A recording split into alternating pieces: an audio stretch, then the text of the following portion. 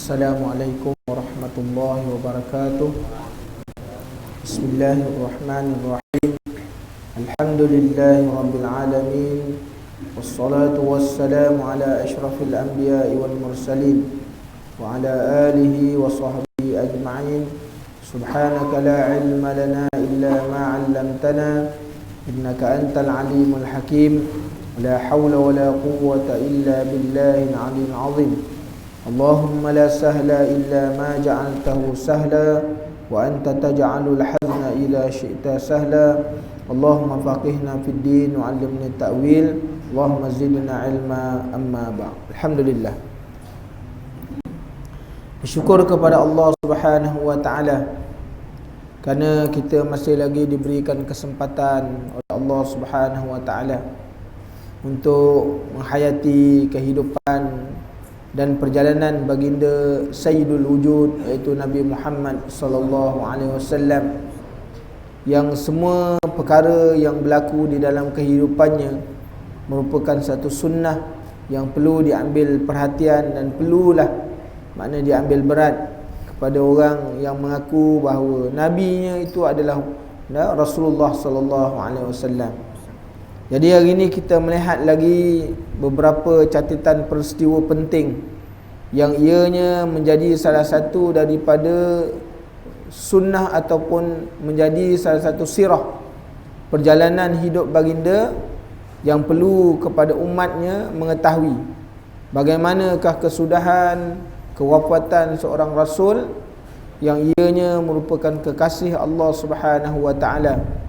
Bagaimana keadaan dan bentuk layanan dan ta'zimnya Allah Ta'ala ke atas hamba-hambanya yang mulia, kan? Jadi hari ini kita nak melihat dan nak menyambung lagi bicara tentang saat-saat ataupun waktu-waktu kewafatan, hampirnya kewafatan baginda Rasulullah sallallahu alaihi wasallam. Kita berada pada muka surat 90. Qala musannifu rahimahullahu ta'ala wa nafa'ana Allah bi'ulumihi fi daraini. Aisyah meriwayatkan pada hari wafatnya Rasulullah sallallahu alaihi wasallam, orang-orang melihat kesihatan baginda sebetulnya sudah sihat di pagi hari. Ni tuan-tuan, kalau orang sakit, tuan-tuan, Allah Ta'ala bagi bila diberikan kesakitan, nanti ada 1 hari 2 hari dia sembuh sebelum dia mati, dia meninggal. Biasanya macam tu. Sebab tu Rasulullah sallallahu alaihi wasallam sebelum hari dia wafat, Allah Taala sihatkan dia. Kan?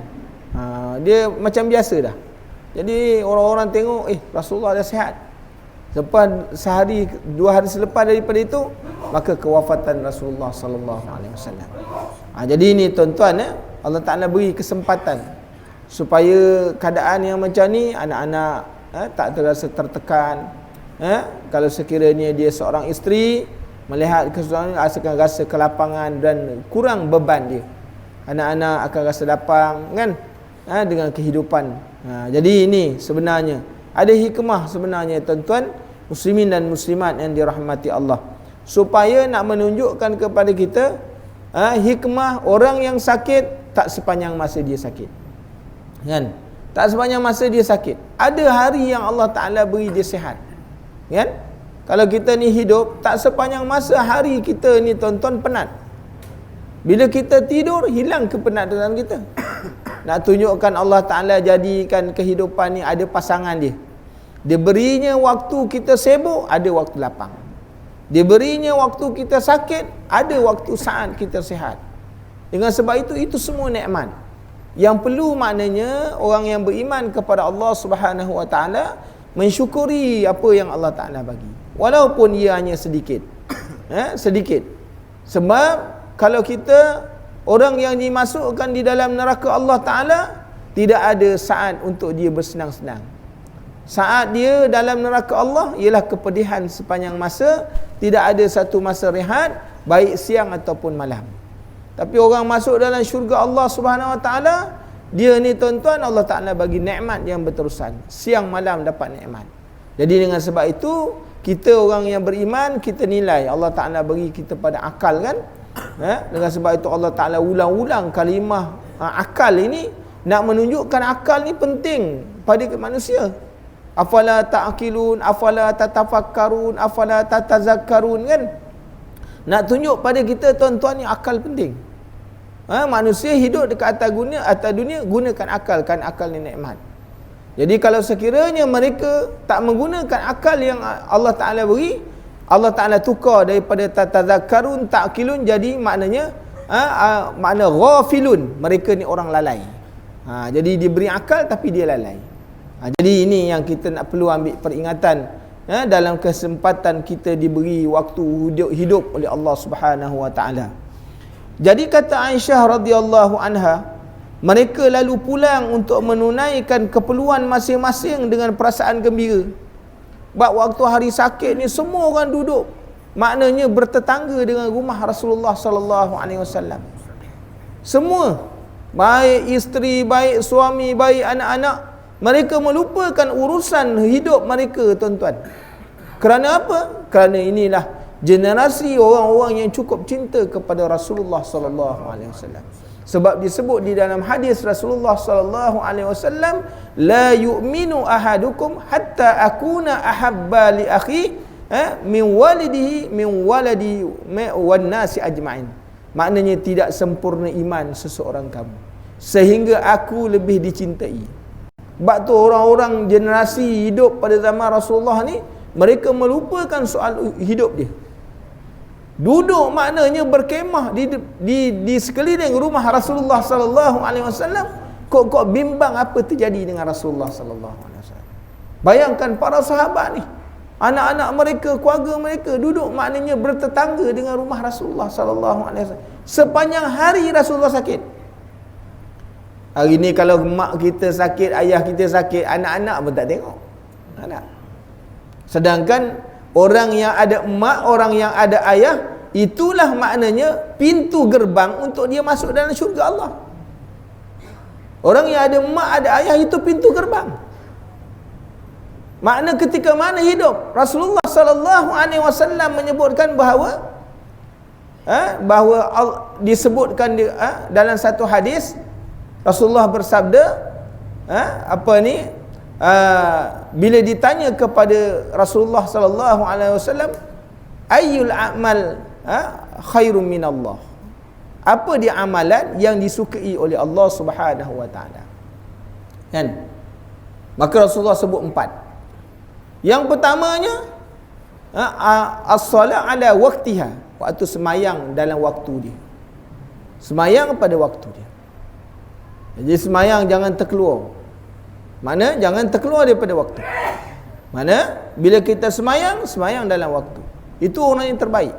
Masuk je waktu semayang, maknanya ambil wuduk, tunggu kalau berjamaah, sampai berjamaah, itulah orang yang terbaik. Solat ala waqtiha, semayang dalam waktu. Yang keduanya, Rasulullah kata apa? Orang yang terbaik ni orang yang disukai oleh Allah apa? Al-birru ala walidain. Makna orang yang buat baik dengan kedua ibu bapa. Tuan-tuan muslimin dan muslimat yang dirahmati Allah, orang yang ada hidup ibu bapa dia, kalau sekiranya mereka membuat taat kepada kedua ibu bapa, itulah pintu gerbang dia untuk masuk syurga. Walaupun dia tidak ada amalan banyak. Amalan dia tak banyak, tapi dengan sebab dia buat baik dengan mak bapak, kan, dia boleh masuk syurga Allah. Adalah rugi orang yang ada mak bapak dia masih hidup, dia tidak dapat berkhidmat dengan mak ayah dia, maknanya dia menutup pintu syurga Allah. Tuan-tuan muslimin dan muslimat yang dirahmati Allah, hari ini tuan-tuan mungkin kita dah tak ada mak ayah, kita dah tak ada ibu bapa dah. Bagaimana tuan-tuan kita nak berkhidmat? Sedangkan waktu hidup ibu bapa kita, kita buat satu perkara yang mungkin menyakiti tanpa kita sedar atau tidak. Masih lagi ada peluang untuk kita berkhidmat dengan mak ayah kita. Yang pertama apa? Mendoakan akan kedua ibu bapa. Tiap-tiap hari lepas sembahyang jangan lupa, Rabbighfirli wa liwalidayya, warhamhuma kama rabbayani shaghir. Jangan lupa tuan-tuan. Ini tanda anak yang berkhidmat dengan mak ayah. Kerana apa? Rasulullah sallallahu alaihi wasallam mengingatkan, "Idza matat insan in qata'a amalu illa salas." Salah satunya wa waladin salihin yad'u lah, iaitu anak yang soleh yang mendoakan mak bapak dia. Mana ini orang yang masih, kalau mak ayah dah meninggal dunia, dia ni waktu hidup tak sempat berkhidmat dengan mak ayah dia, maka ini merupakan salah satu daripada perkara yang dia boleh buat sebagai menebus dosa dia kepada Allah Subhanahu Wa Taala dan kepada ibu bapa dia. Yang keduanya Rasulullah sebut apa? Orang kalau dah meninggal ni, ibu bapa macam mana? Menginfak, bersedekah atas nama kedua ibu bapa dia. Ada seorang perempuan datang bertemu dengan Rasulullah sallallahu alaihi wasallam, "Ya Rasulullah, ibuku waktu hidup dia bernazar untuk melakukan haji, tetapi belum sempat dia melakukan, dia meninggal dunia. Maka boleh tak aku melakukan untuk kedua ibu bapa aku, untuk ibu aku?" Maka Rasulullah kata, "Na'am, boleh." Kan? Maka Rasulullah pun memberi keumpamaan, bagaimana sekiranya ketika mana ibu kamu hidup, dia ni berhutang. Mana dia berhutang? Adakah perlu dia bayar? Maka perlu dah dibayar. Maka dengan sebab itu, makanya kalau hutang dengan Allah Subhanahu Wa Taala, maka ia adalah lebih-lebih lagi. Jadi nak tunjuk pada kita tuan-tuan, mak ayah dah tak ada, kita masih lagi boleh berkhidmat dengan mak ayah. Dulu waktu hidup kita tak sempat nak berkhidmat masa dia dah mati. Dengan cara macam mana? Doa tiap-tiap hari.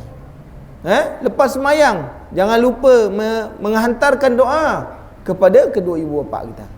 Jadi tuan-tuan, birru ala walidain, makna buat baik. Ini merupakan sesuatu yang disukai oleh Allah Ta'ala. Kemudian al-jihadu fi sabilillah, orang yang berjihad ke jalan Allah Subhanahu Wa Ta'ala. Kan? Orang yang berjihad ke jalan Allah. Mana ini maknanya disebutkan kepada kita, selain daripada buat baik, maknanya merupakan perkara-perkara yang dituntut. Jadi dengan sebab itu, kita ni tuan-tuan, muslimin dan muslimat yang dirahmati Allah, waktu kita ni nak meninggal dunia, maka inilah perkara-perkara yang kita lihat yang boleh menolong dan membantu kita di sisi Allah Subhanahu Wa Taala. Kan? Selain daripada kita mengharapkan syafaat daripada baginda Rasulullah sallallahu alaihi wasallam. Tuan-tuan, hari ini tuan-tuan mendengar bagaimana kehidupan Rasulullah sallallahu alaihi wasallam, wafatnya Rasulullah sallallahu alaihi wasallam. Rasulullah duduk menghayati sirah nabawi. Ini menunjukkan salah satu daripada tanda orang yang cinta kepada Nabi, orang yang sayang kepada Nabi. Sebab Rasulullah sallallahu alaihi wasallam menyebutkan, maknanya dia kata halawatul iman. Orang yang mendapat halawah iman ini apabila Allah wa rasuluhu ahabbu ilaih, apabila mereka meletakkan Allah dan Rasul itu lebih dikasihi. Jadi dengan sebab itu kita menghayati kehidupan baginda Rasulullah sallallahu alaihi wasallam, dengar cerita pun kerana itu disebutkan oleh ulama menghayati tentang sirah nabawiyah sebahagian daripada rasa cinta kepada Rasul. Jadi dengan sebab itu ini yang kita, walaupun kita dengar cerita ni, kisah ni ialah tentang kewafatan baginda Rasulullah sallallahu alaihi wasallam. Jadi orang-orang yang hidup pada zaman Rasulullah sallallahu alaihi wasallam, mereka punya kecintaan itu luar biasa. Meninggalkan makan, meninggalkan minum, meninggalkan rumah tangga. Kerana apa? Kerana bimbang tentang kesihatan Rasulullah sallallahu alaihi wasallam. Hari ini kalau kita seorang ayah, hari ini kalau kita seorang ibu, kadang-kadang kita pun tak berapa ambil berat tentang bagaimana seorang isteri kadang-kadang tak ambil berat tentang kesihatan suami. Seorang suami kadang-kadang tidak mengambil berat, terlepas pandang tentang kesihatan isteri, atau kedua ibu bapa terlepas pandang tentang kesihatan anak-anak. Kan? Tapi orang-orang yang hidup pada zaman Rasulullah, mereka luar biasa. Dengan sebab itu orang-orang ini adalah sabiqul awwalun, yang dijanjikan oleh Allah Subhanahu Wa Taala masuk syurga Allah Taala. Kita ni belum tentu tuan-tuan. Muslimin dan muslimat yang dirahmati Allah, kita mengharap-harapkan dengan niat yang baik, dengan sangkaan kita yang baik, husnuzan dengan kita baca sirah ni, mudah-mudahan kita termasuk dalam golongan orang-orang yang mencintai Rasulullah sallallahu alaihi wasallam. Amin Allahumma amin, insya-Allah. Tuan-tuan muslimin dan muslimat yang dirahmati Allah, sementara kami juga berbesar harapan dan amat senang dengan perkembangan kesihatan baginda itu, lalu Rasulullah sallallahu alaihi wasallam bersabda, keluarlah dan tinggalkanlah aku, malaikat sudah meminta izin untuk masuk menemui aku. Ni tuan-tuan, ketika mana ahli keluarga Rasulullah bersama dengan Rasulullah, maka Rasulullah minta izin tolong kosongkan bilik, kan? Sebab kalau kita tengok rumah Rasulullah ni dia ada 3 bilik. Rumah kita banyak bilik tuan-tuan, sampai masuk pun tak boleh jumpa orang, kan? Jadi Rasulullah sallallahu alaihi wasallam ni dia punya rumah, dia memanjang tuan-tuan. Jadi rumah Rasulullah sallallahu alaihi wasallam, bilik tempat tidur Rasulullah sallallahu alaihi wasallam bersama isteri. Kemudian ada satu bilik, itu adalah tempat isterinya. Dan satu bilik lagi dia dalam satu tempat. Macam ni satu tempat, dalam ni ada 3 bilik yang terkurung. Mana orang tak boleh nampak, kan? Orang tak boleh nampak. Kemudian dalam bilik ni ada bilik sembahyang. Dia ada bilik solat. Jadi bilik ni satu, ada 3 bilik dalam. Jadi apa-apa dalam tu orang tak tahu urusan urusan keluarga. Di luar daripada bilik ni ada satu pintu untuk keluar ke atas bilik, itu namanya ruang tamu, ruang tamu keluarga. Dan satu bilik lagi ialah ruang tamu, tu bilik tamu untuk dia, keluarga dia. Satu bilik lah tamu, ruang tamu untuk orang datang. Jadi bilik tu akan terasing. Pintu masuknya lain, pintu keluarnya lain. Dan sebelah depan ada satu lagi ruang itu merupakan maknanya ruang untuk perniagaan Khadijah bin Khuwailid. Macam tu bentuk rumah Rasulullah sallallahu alaihi wasallam. Rumah kita lain bentuknya. Sebab tu rumah ni tuan, kalau buat rumah mesti dia ada aurat. Mesti ada aurat rumah. Apa maksud aurat rumah? Kalau orang masuk dalam rumah kita, dia tidak akan memandang kepada isteri kita, memandang kepada anak-anak kita. Sebab tu rumah ni, ruang tamu, mesti kalau orang masuk, dia tak boleh memandang sampai ke dapur, dia tak boleh pandang sampai masuk ke bilik. Itu namanya rumah yang ada aurat. Sebab tu kalau buat rumah, jangan buat suka-suka kita. Kena tahu bilik air macam mana, ruang tamu macam mana, bilik anak-anak kita bersantai macam mana, supaya tak dilihat orang. Waktu dia mendedahkan aurat, tak ternampak oleh orang. Waktu isteri nak membagikan hidangan makanan, macam mana, dia ada aurat tuan-tuan. Jadi tu kena tengoklah, kan? Sebab dalam Islam ni ada membicarakan tentang bagaimana bentuk rumah orang Islam. Jiran tetangga kena tengok, depan belakang kena tengok, atas kena tengok, tandas kena tengok waktu nak buat. Bukan boleh buat-buat sebarang. Hari ni kita rumah besar, kan, kita tak ambil kira benda tu. Jadi dalam membuat rumah ni pun Rasulullah dah tunjukkan macam mana cara-cara untuk orang Islam buat rumah. Kemudian mendengar itu semua orang kecuali aku. Aku tu di situ ialah Aisyah radhiyallahu anha, pergi meninggalkan rumah, kepala baginda berada di pangkuanku. Ini nak tunjuk satu ialah tentang kemuliaan daripada ramai-ramai isteri Rasulullah SAW.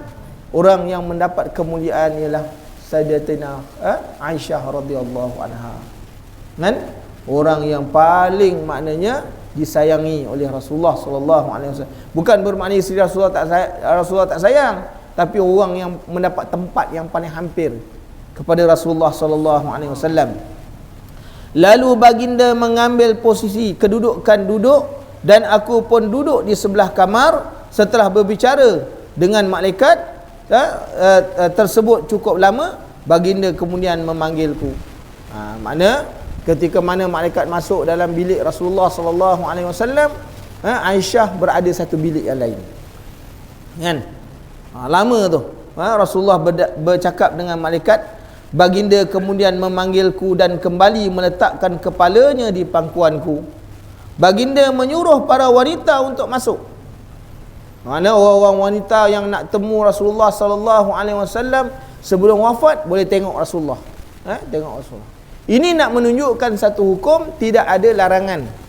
Kan? Tidak ada larangan untuk perempuan melihat orang lelaki selama terjaga aurat dia. Dan selama mana tidak timbul fitnah. Kan? Kerana pada waktu itu Rasulullah suruh wanita-wanita ni masuk. Pada waktu itu Aisyah ada bersama Rasulullah sallallahu alaihi wasallam. Jadi nak tunjuk pada kita tuan-tuan, di sini ada beberapa hukum yang dibahaskan oleh ulama. Kan? Baginda kemudian meletakkan, memanggilku dan kembali meletakkan kepalanya ke pangkuanku. Baginda menyuruh wanita untuk masuk. Maka aku bertanya, inikah yang pernah dibisikkan oleh Jibril alaihi salam? Maka baginda Rasulullah sallallahu alaihi wasallam menjawab, benar Aisyah, yang datang kepadaku tadi ialah malaikat maut. Malaikat maut datang jumpa Rasulullah sallallahu alaihi wasallam. Ia berkata, sesungguhnya Allah Azza wa Jal mengutus dan menyuruhku bahawa aku tidak boleh masuk ke dalam rumah Rasulullah sallallahu alaihi wasallam tanpa izin Rasulullah sallallahu alaihi wasallam. Bayang tuan-tuan, ini kemuliaan Rasulullah. Malaikat maut tu nak masuk rumah Rasulullah pun kita minta izin. Sebab tu dalam hukum Allah Ta'ala berfirman, ya ayyuhalladzina amanu la tadkhulu buyutan aw ghaira buyutikum hatta tasta'nisu wa tusallimu ala ahliha. Tak boleh kamu masuk mana-mana rumah. La tadkhulu buyutan, jangan kamu masuk rumah kamu sendiri. Ghaira buyutikum, atau rumah orang lain. Hatta tasta'nisu, sehingga kamu minta izin. Mana kita masuk rumah kita pun kita nak kena minta izin juga. Nak masuk rumah kita. Hatta kalau kita berada dalam rumah, kita bilik-bilik itu bukan bilik kita, maka nak masuk dalam bilik orang lain pun kita kena minta izin. Jangan main pakai redah aja. Buat-buat orang tu tak ada baju tu. Tuan-tuan. Lepas tu ini adab. Kan? Walaupun kita dalam rumah, kita ada aurat masih ada. Kan? Aurat dengan anak-anak masih ada.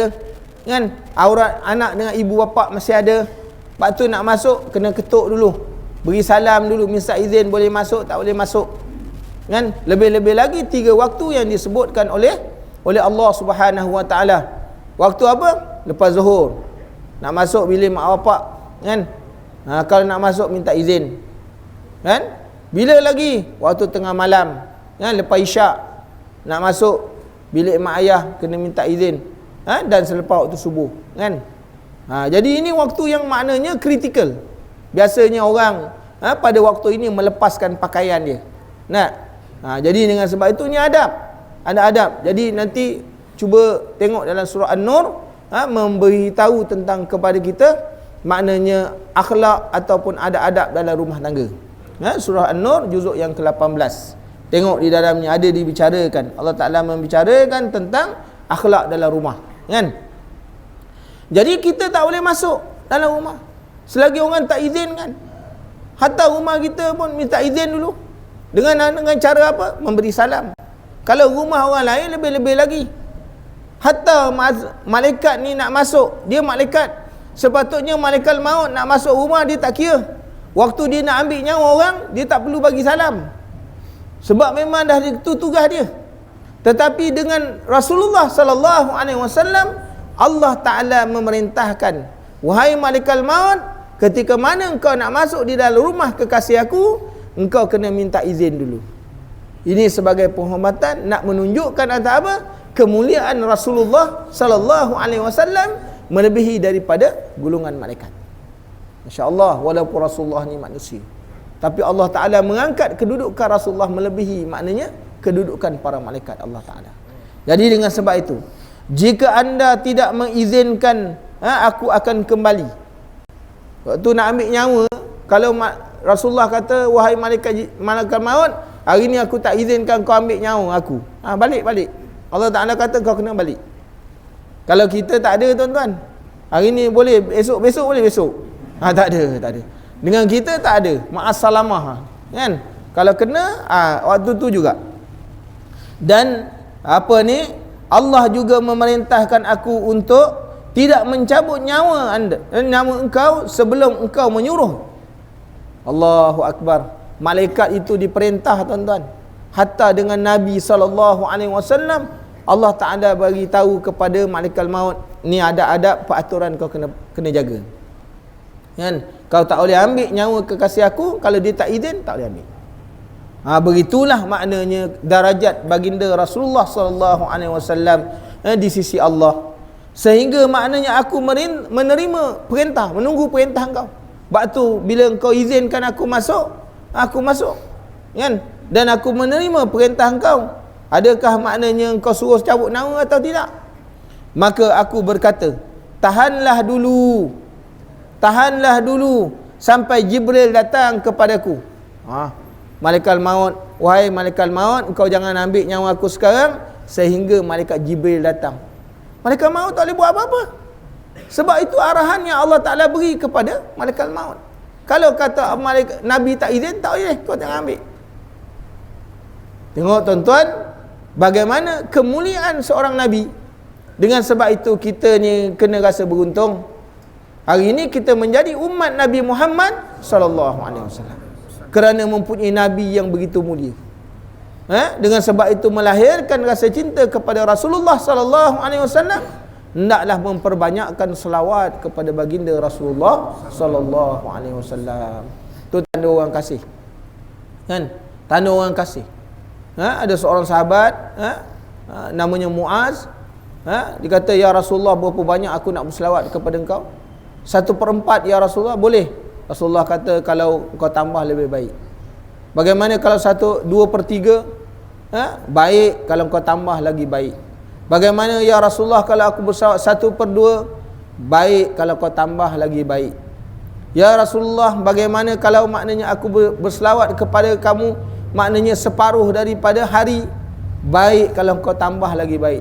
Ya Rasulullah, kalau macam tu aku akan berselawat kepada engkau seumur hidup. Kan? Jadi bayangkan, ni orang kerja dia selawat tuan-tuan. Muslimin dan muslimat yang dirahmati Allah. Dan disebut oleh Aisyah radhiyallahu anha melanjutkan, kami seakan-akan sedang menghadapi satu persoalan di mana kami tidak memiliki jawapan atau pendapat. Makna bila dengar Rasulullah sallallahu alaihi wasallam berkata macam tu, ketika mana malaikat maut nak ambil nyawa Rasulullah sallallahu alaihi wasallam, para isteri Rasulullah ni tak boleh nak buat cakap apa-apalah. Sebab Rasulullah dah kata malaikat maut akan datang balik sehingga Jibril datang. Baru malaikat maut Rasulullah izinkan ambil nyawa. Bila dah dengar macam tu, tak boleh buat cakap apa. Para isteri-isteri Rasulullah ni tak boleh buat apa. Kami sangat sedih. Kenapa akan berpisah dengan seorang Nabi? Berpisah dengan seorang Nabi.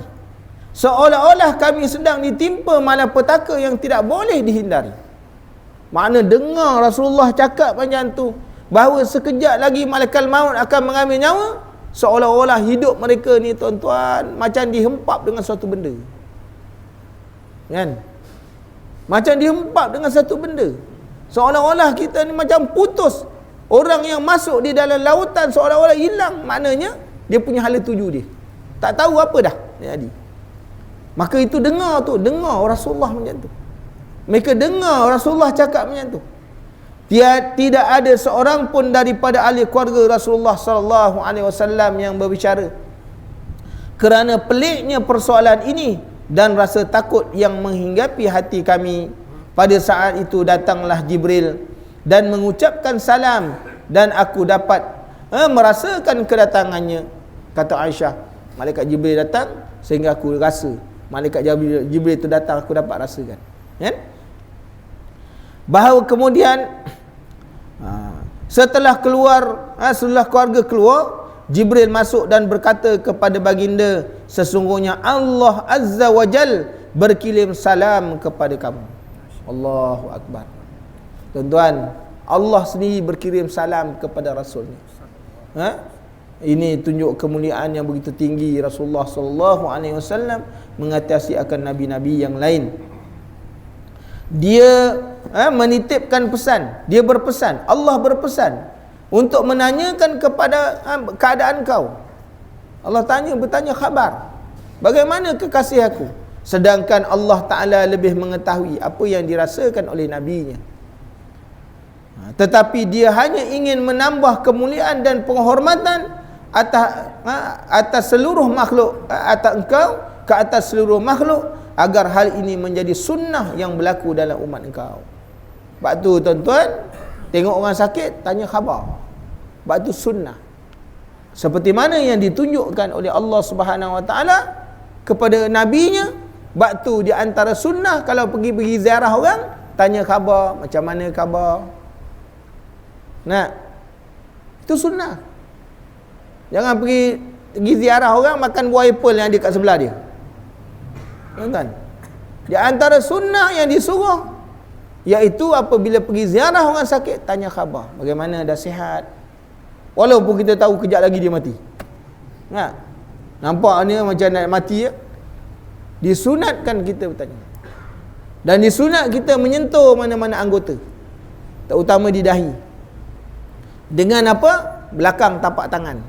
Sunat seno. Bukan jaga macam ni tuan-tuan. Kita biasa pegang macam ni kan.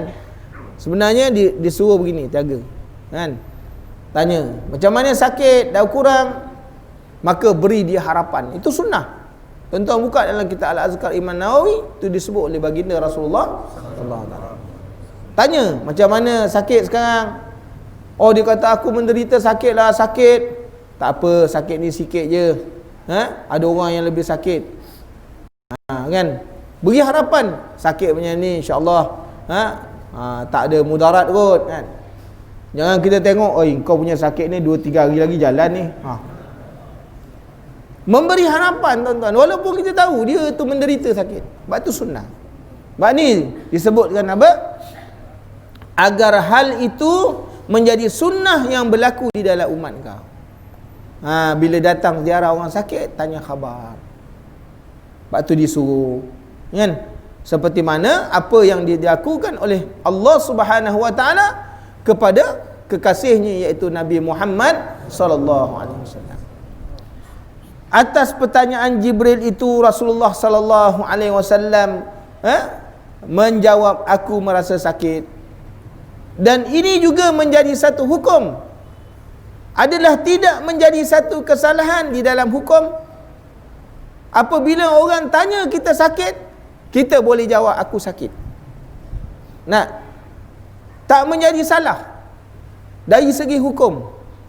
Boleh seseorang itu yang menderita sakit, dia boleh menyebutkan bahawa aku sakit teruk. Boleh. Bukan dia bila sebut sakit tu menunjuk dia tidak redha, tapi menunjukkan di sini hukum, kerana Rasulullah sallallahu alaihi wasallam ketika mana ditanya oleh Allah Subhanahu Wa Taala, dalam keadaan Allah Taala mengetahui akan hamba-Nya melalui Jibril alaihi salam, Rasulullah mengatakan aku sakit. Jadi dengan sebab itu tak salah orang sakit dia cerita kat orang, dia beritahu kat orang aku sakit. Jadi tuan-tuan, bukan maknanya tak bagi tahu, kan? Boleh kita memberitahu, dan ianya bukan satu kesalahan, kerana ini yang dilakukan oleh baginda Rasulullah sallallahu alaihi wasallam. Maka Jibril lantas mengatakan, bergembiralah kerana Allah sudah ingin menghantarkan kamu ataupun baginda ke tempat yang telah dia sediakan untuk Rasulullah. Dah sampai dah masa dah Allah Ta'ala nak pindahkan Rasulullah ni daripada alam yang fana kepada alam yang baqa, dan tempat yang telah dijanjikan oleh Allah Subhanahu Wa Ta'ala. Jadi tuan-tuan muslimin dan muslimat yang dirahmati Allah, baginda lalu menjawab, wahai Jibril, sesungguhnya malaikat maut sudah meminta izin masuk kepadaku. Baginda kemudian menceritakan hal yang telah terjadi, dan Jibril berkata, wahai Muhammad, sesungguhnya Tuhanmu sudah rindu kepadamu. Allahu Akbar. Tuan-tuan muslimin dan muslimat yang dirahmati Allah, Apakah dia telah memberitahu keinginannya itu kepada anda? Maknanya, adakah Allah Ta'ala telah memberitahu keinginan, kerinduan Allah Ta'ala tu pada kamu? Demi Allah, belum pernah terjadi malaikat maut meminta izin masuk kepada seseorang atau menunggu diberi izin untuk masuk. Belum terjadi dalam mana-mana Nabi, tuan-tuan. Daripada Nabi Adam sampailah kepada makna berakhir kepada Rasulullah sallallahu alaihi wasallam. Ketika mana malaikat maut nak datang ambil nyawa, maknanya belum pernah terjadi kepada mana-mana manusia, termasuk nabi-nabi yang terdahulu. Kan? Mana nak masuk, nak ambil nyawa pun minta izin dulu. Ini menunjukkan sebagai satu penghormatan dan kemuliaan baginda Rasulullah sallallahu alaihi wasallam di sisi Allah Subhanahu wa taala. Kan? Ini semata-mata kerana Allah ingin menyempurnakan kemuliaan kamu, kerana dia sangat merindui kamu. Inilah hebatnya tuan-tuan, muslimin dan muslimat yang dirahmati Allah. Mendengar itu, baginda berkata kepada Jibril, kalau begitu jangan pergi dulu sampai ia datang. Maknanya ketika mana malaikat Jibril, ketika mana malaikat maut nak mengambil nyawa Rasulullah sallallahu alaihi wasallam, malaikat Jibril ada di sisi Rasulullah sallallahu alaihi wasallam. Jadi nak tunjuk kepada kita tuan-tuan, kan? Ketika mana orang dalam sakaratul maut, kena ada orang-orang yang duduk. Kan? Kena ada orang-orang yang duduk di sepi orang yang dalam sakaratul maut, memberi keringanan kepada dia. Ajar dia dengan kalimat-kalimat thayyibah. Kan? Seperti mana yang ditunjukkan oleh baginda Rasulullah. Ini tuan-tuan, berlaku ni dia menjadi satu daripada apa? Sunnah. Itu sunnah. Walaupun saat nak mati ni ada sunnah, kita tengok. Ada hukum di sana. Hukumnya apa? Nak tunjuk kepada kita, waktu orang-orang nazak ni kena ada orang-orang yang dekat-dekat dengan dia. Kan? Kena ada orang duduk-duduk jaga dia. Ini maknanya jadi sunnah ni. Yang dikata menjadi sunnah. Sebab tu maknanya kematian itu bukan sahaja kematian aja. Di sana ada beberapa hukum yang dipegang oleh ulama dalam menentukan yang ni jadi hukum, macam mana jadi hukum. Sebab tu kalau kita melihat, dan tuan-tuan muslimin dan muslimat yang dirahmati Allah, waktu Rasulullah nak wafat ni macam-macam hukum berlaku.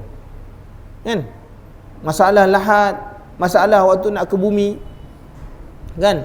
Nak secara lahat ke, nak ditanam di tengah ke, atau nak ditanam di tepi. Ini semua jadi hukum. Rasulullah kalau Nabi ni dimandi dengan pakaiannya ke atau tidak dengan pakaiannya, semua jadi hukum, tuan-tuan. Jadi dengan sebab itu besar kita kena mengetahui perkara-perkara yang disebutkan, kan? Mendengar baginda kata yang demikian, maka memberitahu kepada Jibril, kalau begitu jangan pergi dahulu sampai ia datang. Aisyah melanjutkan ceritanya, tuturnya, baginda lalu memberi izin kepada kaum wanita untuk masuk dan kemudian bersabda, wanita ni ialah ahli keluarga Rasulullah sallallahu alaihi wasallam.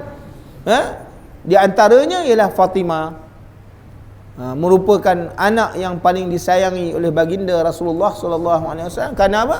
Ini adalah orang yang hidup selepas wafat Rasulullah, maknanya ini antara anak yang hidup. Adapun anak-anak Rasulullah, contohnya Ruqayyah, Ummi Kalsum, semua meninggal waktu Rasulullah dia meninggal waktu sebelum Rasulullah wafat lagi. Dia meninggal dulu. Kan? Ummi Kalsum, Ruqayyah semua mati, meninggal. Satu-satunya yang meninggal selepas Rasulullah sallallahu alaihi wasallam daripada anak Rasulullah ni yang terkemudian ialah Fatimah ya. Jadi ini kita kena ingat, tuan-tuan, sambil membongkok Fatimah menghampiri baginda, lalu baginda membisikkan sesuatu di telinganya. Tiba-tiba Fatimah mengangkat kepala dengan kedua kelopak matanya basah oleh air mata. Ia menangis dan tidak kuasa berbicara. Baginda lantas menyuruh puteri tercintanya itu untuk mendekatkan kepalanya kembali kepadanya. Fatimah pun melunjurkan kepalanya dan baginda kembali membisikkan sesuatu ke telinganya. Kali ini Fatimah lalu mengangkat kepalanya sambil tersenyum.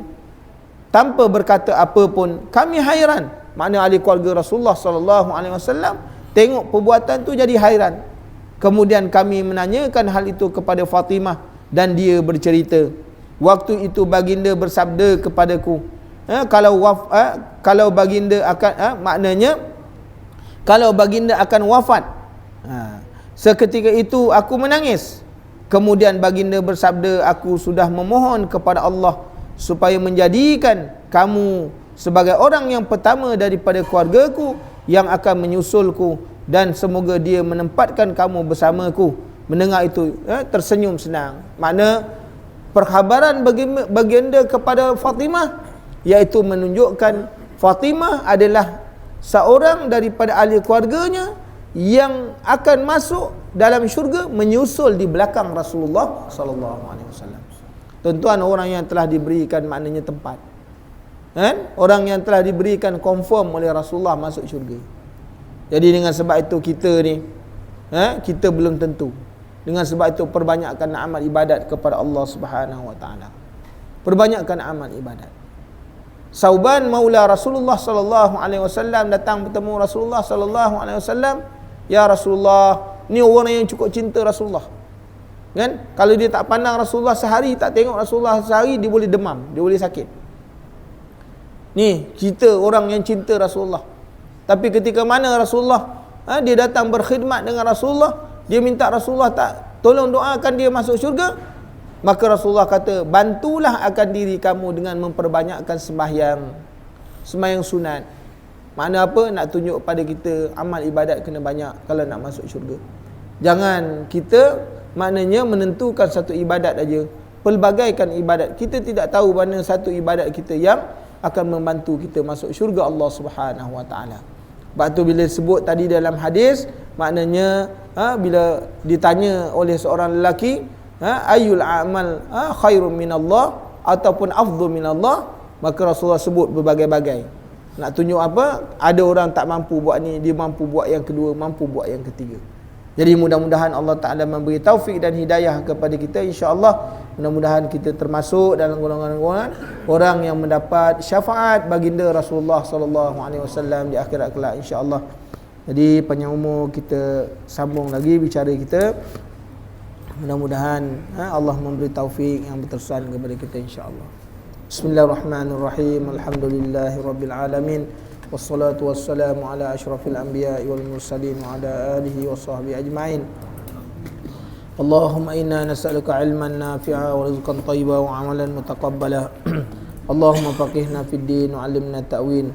Allahumma inna nas'alukal jannah. Allahumma inna nas'alukal jannah.